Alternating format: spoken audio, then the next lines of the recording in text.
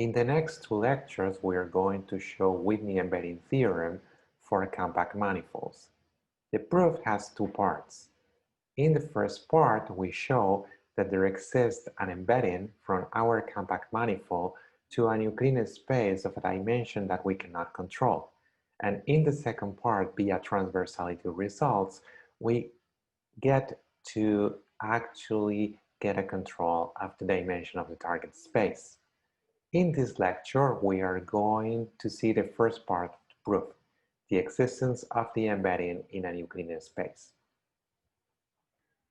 Let us show this version of the Whitney embedding theorem, which is simpler than the most general one, in which we consider a compact CR manifold with R at least 2. Later on, we are going to explain why we are requiring here that R is at least 2 and we're not considering the case R equal to 1. And under this hypothesis, there exists a CR immersion of our manifold in R to M, to a small m, where small m is the dimension of the manifold, and a CR embedding of the manifold in R to m plus 1. Okay? It is not necessarily easy to embed compact manifolds into Euclidean spaces. For instance, we can consider the example of the claim bottle. Okay? If we have a cylinder and we glue the ends of the cylinder so that the arrow directions agree, we get a torus. Okay? And a torus can be embedded in R3. Okay, but if we glue these ends in a way in which the arrow directions disagree, then we get a claim bottle. And this is an example of a surface that is compact and non-orientable. And it is known that if you have an embedding of a compact surface in R3, then this surface is necessarily orientable. So the claim bottle cannot be embedded in R3. What we have in here in the picture is an immersion. Okay, we get that the differential at any point of the inclusion is indeed injective, but this immersion is not injective. Here, there is an intersection that shouldn't be there. And in order to remove this intersection, we have to increase the dimension by 1. You could think that the last coordinate could be coded with a color code, okay? And for instance, we could think that these points over here are red, and where we go through here, we change the color till here it's blue. And so, since the colors are different, that intersection does not exist anymore. But in order to do that, we need to add 1 extra dimension. So the claim bottle can be embedded in R4, but it cannot be embedded in R3. Okay. One of the main tools that we are going to use in order to show the theorem is Sard theorem, that we write down here again.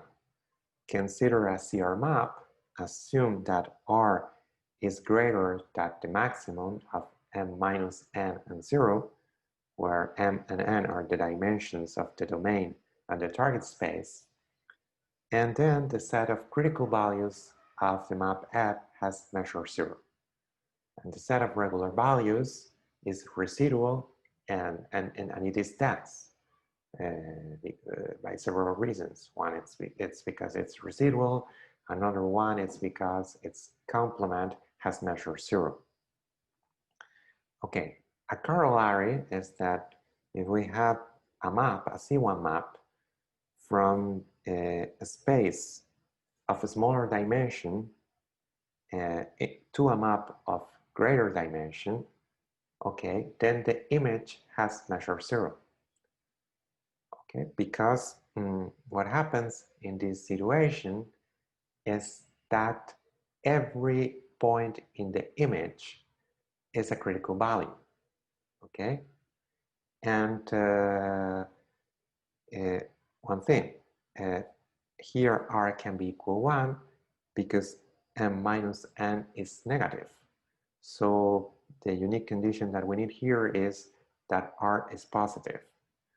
So we have a C1 map to which we can actually apply Sard theorem, and since every point in the image is a critical value and the set of critical values has measure 0, then that implies that the image of the map has measure 0.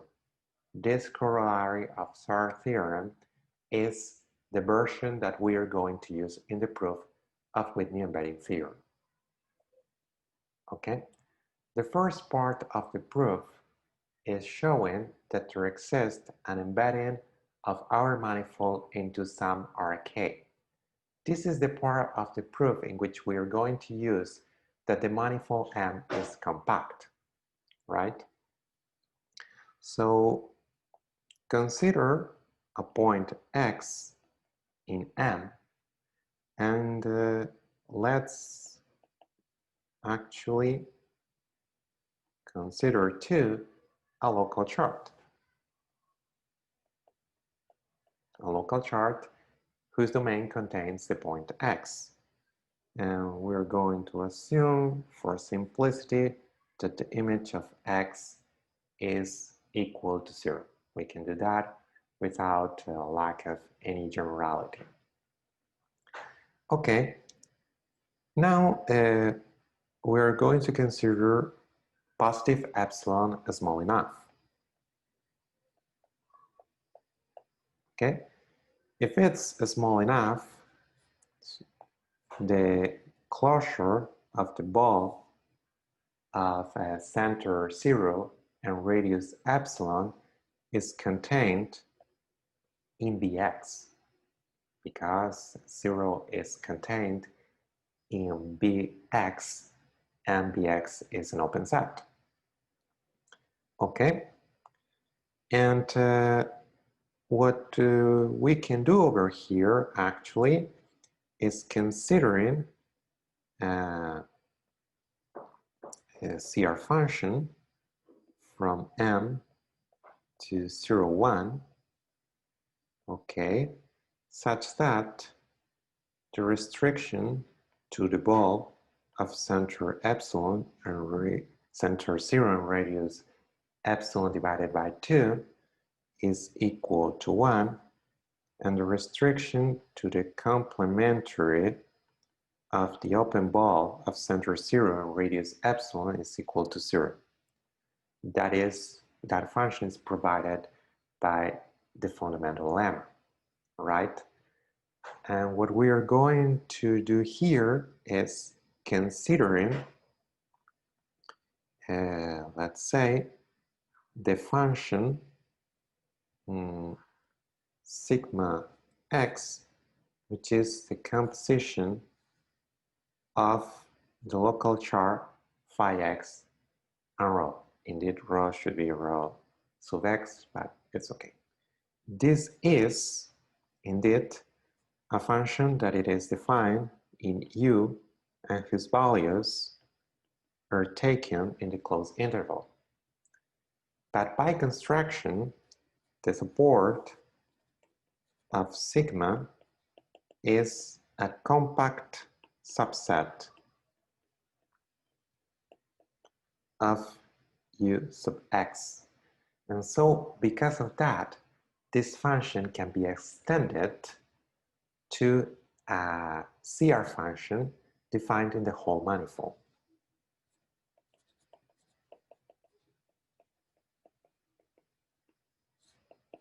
Indeed, what we do is defining the restriction of the function to the complementary of ux as equal to 0. Okay, so we have this function sigma sub x, which is equal to 1 in a neighborhood of x. Right? Okay. Okay, so we have this function, and as I said, sigma x is equal to 1 in some neighborhood of x. Very good. Now, what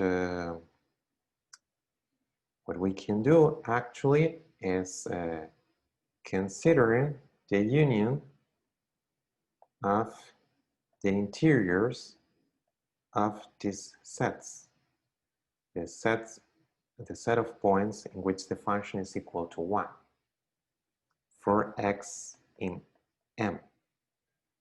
And indeed, this interior is an open set that contains the point x. So this union is actually equal to M. Since M is compact, there exists a finite subcover of M. So there exists finitely many points in M such that the union from L equal 1 to K of the interiors of the sigma x L equal to 1 is indeed the whole manifold, right? And now what we are going to do is renaming the things that appear here. So we are going to call phi j to phi sub x sub j and so on.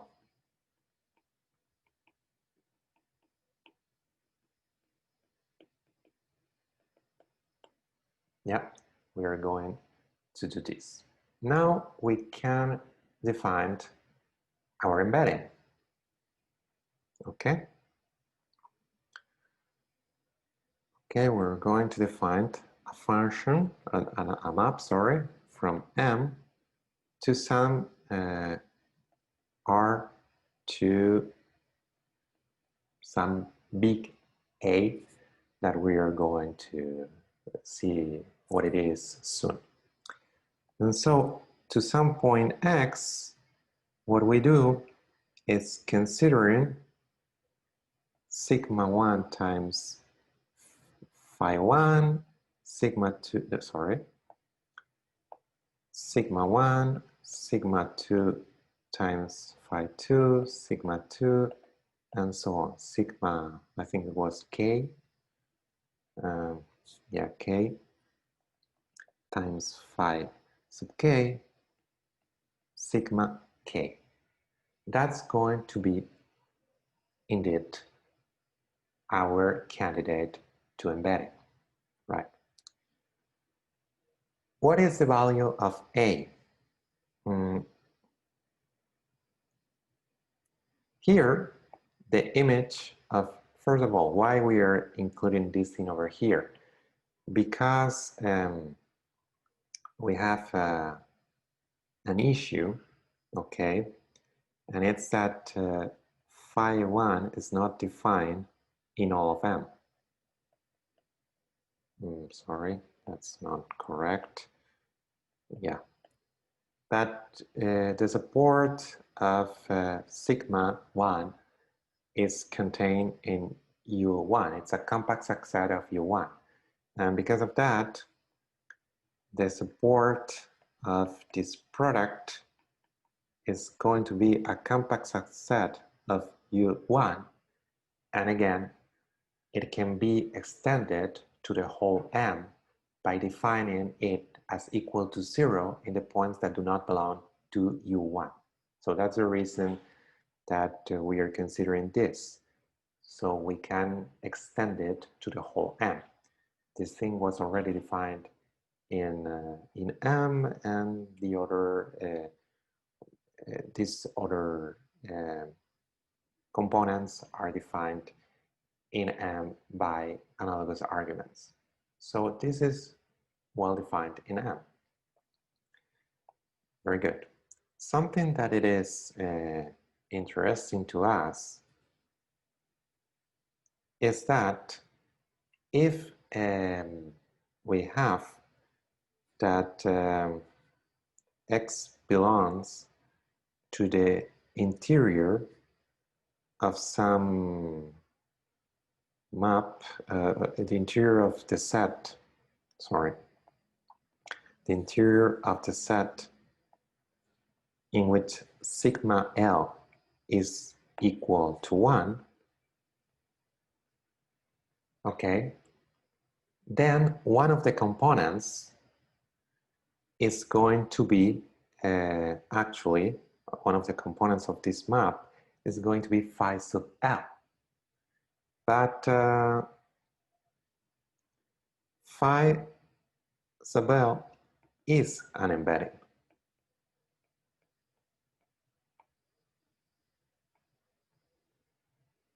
Because it's a diffeomorphism.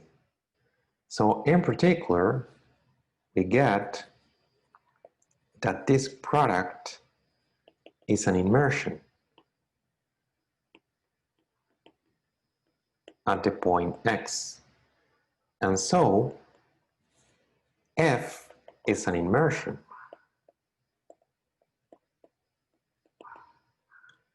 at the points of the interior of the preimage of 1 by sigma L. But the union of those interiors by construction is the whole M. Okay? It's written down here. So in particular, that means that F is an immersion at every point of the manifold. Okay? But we want to show more than that. We want to show that it is an embedding. And we know that we proved a theorem a few lectures back which says that if we have a proper injective immersion, then that's an embedding. Very good. Our F is already an immersion. So we have this property over here. And it is proper because it's defined in a compact set. So we get the immersion part and the proper part. So in order to show that it is an embedding, it suffices to prove that it is injective. Okay?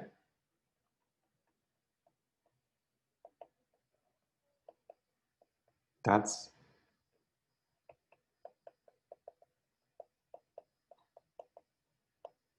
very good. So let's say that it is injective. Consider 2 points, X and Y, such that the image by F is the same. Let us show that they are the same point.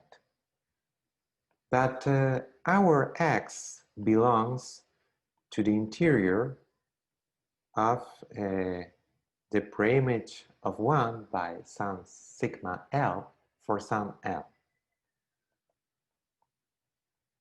Okay? This, because the union of all these interiors is indeed the whole manifold. Right, but sigma L is one of the components of F. So if f of x is equal to f of y, that implies in particular that sigma L of x is equal to sigma L of y, and of course both of them are equal to 1, right? Now we also get that sigma L times phi sub L applied to x is equal to sigma L times phi L applied to y. But the sigma part is equal to 1, so we get that phi L applied to x is equal to phi L applied to y. And phi, any phi, is a diffeomorphism. So in particular, it is injective. So we get that x is equal to y, and in particular, this completes the proof of the fact that f is injective, right? So this ends the first part of the proof. The one thing that we didn't do was calculating the value of a, but we can do it right now. We have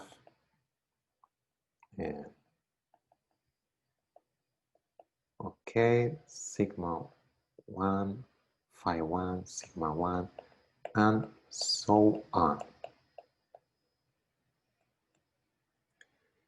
In here, the image belongs to Rm. So we have to, A is going to be M times, and here we have 1, 2, 3, 4 k such components. So it's small m times k. And the image of the sigmas is contained in R, so we have to add k. So this big A is k times m plus 1. But the issue here is that k is actually something that we do not control, because it depends how many open sets we need. We gave an open cover of M, and we used that it is compact in order to obtain a finite subcover, and K is the number of sets in this finite subcover, and yeah, we cannot control that a priori. So this big A could be really, really big.